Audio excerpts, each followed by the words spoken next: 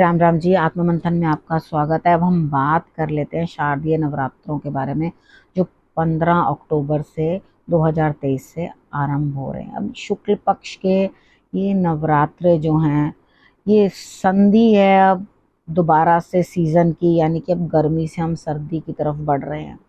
अब ये जो 9 दिन हम लोग नवरात्र जिनको हम कहते हैं, इनके अंदर जो व्रत रखा जाता है, ठीक है। बाकी के कुछ लोग कहते हैं हम डायबिटिक हैं, व्रत नहीं रख सकते, दिक्कत है। वैसे रखने को तो सब रख सकते हैं, क्योंकि अन्न तो खाना ही नहीं होता। तो डायबिटिक जो लोग हैं उनके लिए तो फ़ायदा ही है नवरात्रों का, ठीक है। तो यहाँ पर आप रख सकते हैं व्रत, ऐसे कुछ नहीं। बच्चे भी रख लेते हैं, खाने पीने के व्रत होते हैं। बहुत ज़्यादा अगर कठोर बच्चे नहीं नियम पालन कर सकते तो नहीं, कुछ बच्चे बड़े विलक्षण होते हैं, वो लोग कर लेते हैं, ठीक है। कुछ बच्चे नहीं कर पाते, उन लोगों को होता है कि खाने पीने को मिलेगा ना तो व्रत है। तो कोई बात नहीं, कभी उनको कुछ बना के दे दो, कुछ बना के दे दो। काफ़ी चीज़ें जो हैं, फ्रूट्स खाओ, चाट बना के दो बच्चों को, आलू कचालू सब चीज़ों की, ठीक है। ये सब चीज़ें जो है आप खा सकते हो व्रत पे। स्वांग के चावल खाए जाते हैं, आटा संघाड़े का, कुट्टू का, ये सब चीज़ें जो हैं खाते हैं। रोटी बनाते हैं, कभी खिचड़ी बना ली चावलों की, स्वांग के चावलों की। तो कोशिश ये करनी है कि ज़्यादा तला तला नहीं खाओ, ठीक है। नॉर्मल ये चीज़ें खाओगे तो आपको अच्छा ही रिजल्ट आएगा। अब ये होगी खान पान की बात, ठीक है। उसके बाद मैंने आपको बताया कि ये संधि हो रही होती है, इस टाइम पे आप थोड़ा सा जब खाने पीने का परहेज करते हो तो हम लोग क्या करते हैं, अपनी बॉडी को सेट कर लेते हैं अब अगले मौसम के साथ जूझने के लिए।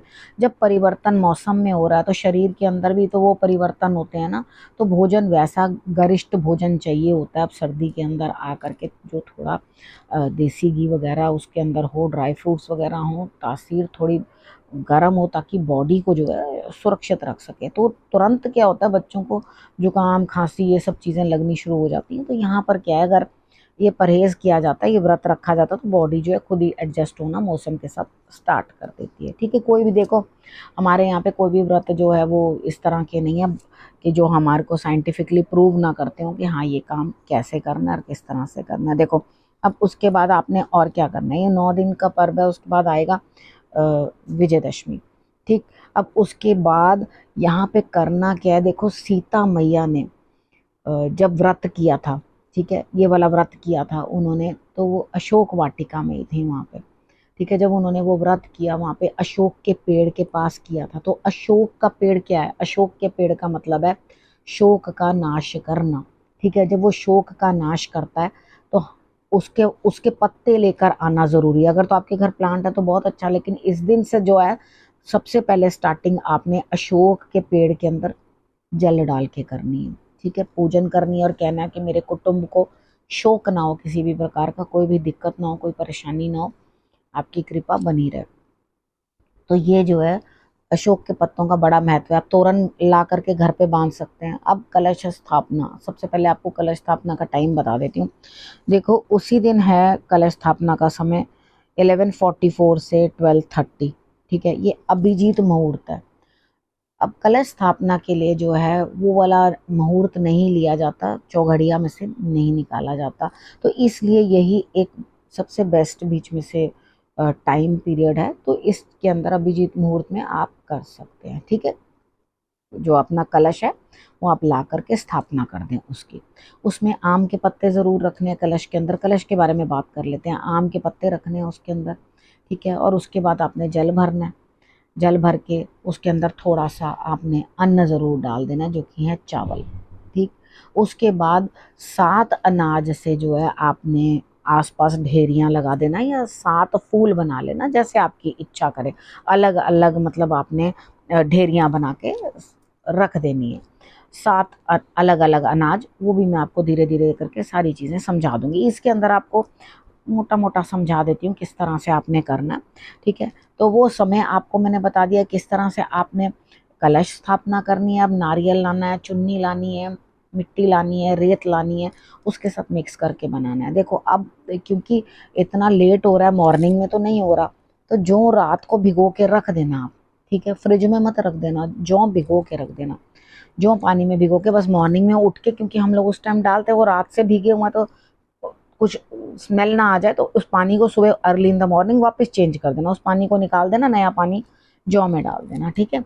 अब आपने जिस समय मुहूर्त है उस टाइम शंखनाद करो, जब कलश स्थापना करें तालियां बजाओ और खुशी मनाओ, और उसके बाद माता रानी का खुशी से स्वागत करो, ठीक है। आपने इतना करना है और उसके बाद क्या करना है, आपने कलश को उसकी जगह पर रख देना है। कलश के लिए जो मैंने आपको बताया नीचे 7 ढेरियां अन्न की लगानी है, वो आप अब इसके अंदर अ, आप पत्ते भी चढ़ा सकते हो, फ्लावर्स भी चढ़ा सकते हो।